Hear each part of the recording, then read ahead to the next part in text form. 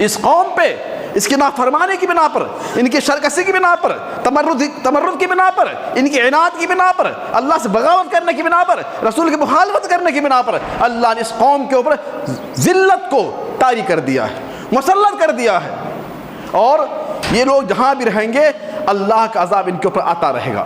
اور اسی قوم کو اللہ تعالیٰ نے مغضوب علیہ قوم کہا ہے۔ ہم پڑھتے ہیں نا اہدنا الصراط المستقیم صراط الذین انعمت علیہم غیر المغضوب علیہم ولا الضالین۔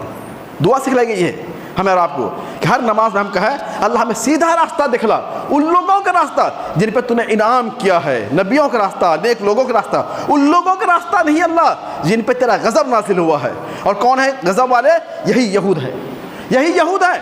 اور اس قوم کو ان کی نافرمانی کی بنا پر اللہ نے اس کو دنیا ہی کے اندر خنزیر بنا دیا تھا، سور کی شکل میں تبدیل کر دیا تھا۔